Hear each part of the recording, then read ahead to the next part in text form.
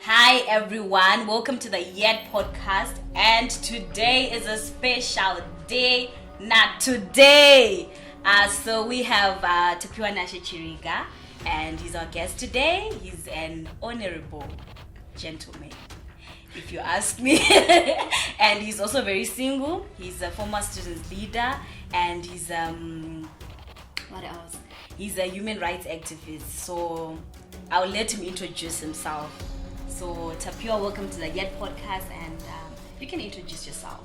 Thank you, Gamu. I am Tapiwa Nashe Chiriga, and I am a former Secretary General of the Zimbabwe National Students Union.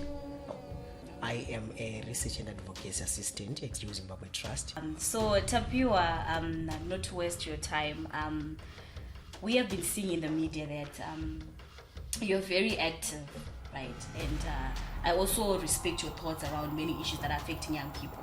And so recently we also noticed that in Zimbabwe the National Youth Service is being relaunched, and I would like to hear your thoughts on that. So they proposed the reintroduction of the National Youth Service, commonly and infamously known as Maboda Gesi. Yes. I would say it is an ugly evocation of our dark past. It brings very, very ugly memories of our dark past.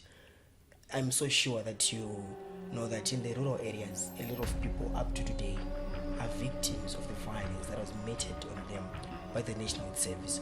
So in whatever form they might come today, they already have a tainted image in as far as who they are to the people of Zimbabwe. But that is not, I know that the past is not exactly a measure of how we should treat them today, because I hear that Minister Kesti Coventry says that they will come in a reformed manner, including even changed uniforms. But what we are asking for as young people is not that they change uniforms. They can come wearing blue, black, or their old green uniform.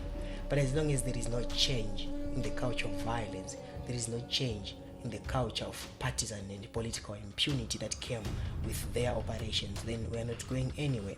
So yes, we know that there is a serious determination on the part of government to reintroduce them for whatever purposes that they want. So what we can only restrict ourselves to is to ensuring that we ask that the National Youth Service, if it is to come, let it come through the National Youth Bill, what should be the National Youth Act. Why do we say so? So that there are proper legal guidelines as to how they should operate, as to why they should never be partisan, as to why they should never be involved even in factional ZANU-PF politics, as to why they should never, in the execution of their duties and mandate, they should never even support, whether it be it Triple C, be it the MDC, be it ZANU-PF, be it Transform Zimbabwe, or any of the 123 political parties that we have in Zimbabwe. They should focus on skills training, ending drug abuse, and many of the beautiful things that Minister Kesti Coventry said before. But like I said before, we should firstly deal with national healing as far as the role of the National Youth Service in executing political violence in Zimbabwe. Until and unless we have dealt with that, they would never be acceptable to the common man in the village out there. Tapiwa, do you have a gold coin? So you haven't even researched on it or bought it? No, I can't afford to have one. I've never bought that to even go and research on how much they could cost me, because I know that they are beyond my needs. Alright, so to everyone who's watching, I just want to know who has purchased the gold coin and who has at least researched on it. Just comment in the section below or in the comment section. So moving on, Tapiwa, here's another question, right? So let's say there's a young person who wants to run for office in your neighborhood or in your community. Do you think they will be able to raise the money that is required given the time frame that is left? And what are your thoughts on that? They would want to be MPs or councillors, right? Yes. These are the same people who are failing to raise a few $100 to go to school. So I'm so sure that they can't raise $1,000 for the parliamentary nomination fees. So this is already unfair for the young people.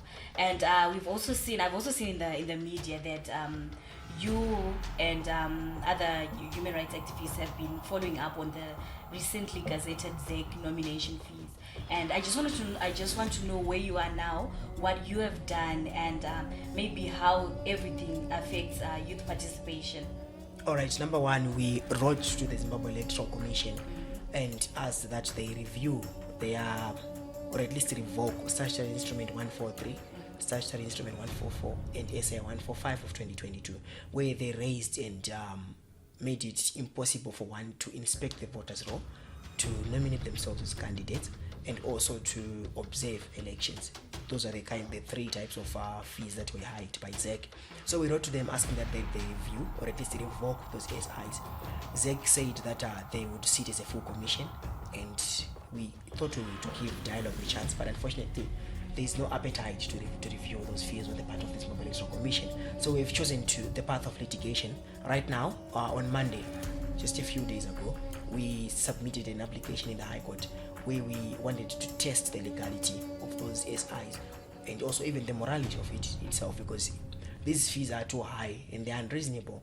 And regarding youth participation, as you asked, this is a deliberate attempt to disenfranchise the poor, the young people and young women who would want to contest as candidates in the upcoming general elections, even in the by-elections themselves, and the young people who would want to observe elections, and the young people who would want, for purposes of transparency, to inspect the voters roll in terms of what is required in Section 21 of the Electoral Act. All those have been put beyond the reach of young people. Youth-led organizations can't observe elections. Young people can't become candidates. Young people can't even inspect the voters roll. So democracy is now maybe dollarcracy, as some would want to call it, or even democracy, as some have even called it, because it's absurd to think that for one to be a president, they have to fork out 20,000. It means that such political rights is enshrined in Section 67 of the Constitution. It's suddenly become for the rich only, but then democracy is for the many, not for the few. Thank you so much. So you see why I was saying he's an intelligent gentleman. I've been hearing about litigation. What else did you say? There are so many vocals that she was using, but I hope you've heard for yourself. And I do really, and this is what we have been discussing even as young people, to say that we have been also been segregated. Already it's so hard to raise 100, like you said, it's $100 is a lot of money to raise as a young person. Yes. And let alone to say 20,000. I don't know how they, 20,000 for the presidential elections, and 20,000 is a lot. You can actually be doing a lot with that. You can even raise campaigns, you can even start your campaigns, it's a lot of money to even start. So what are your recommendations? What are you advising young people to do? Because I think this is a very critical issue. We need to run with it as young people, to say we also need space, we also need to participate. And so I just want to hear your thoughts. What are your last words? What are your, firstly, just like I have done, I have gone to court with three other litigants. Yes. One of them is a presidential candidate in 2023, Mr. Egypt Zinendlela. We hope he will succeed in his political endeavors. But also, young people must challenge the fees on many levels. They could write to the Zimbabwe Electoral Commission, prove that they can't raise such an amount of money. It's outrageous. Use whatever means of resistance that is available to them. And even those that are available in the Constitution. Our Constitution provides a lot of legal remedies, legal and political remedies that are available to them, so that they could challenge these amounts of fees. They could equally go to court.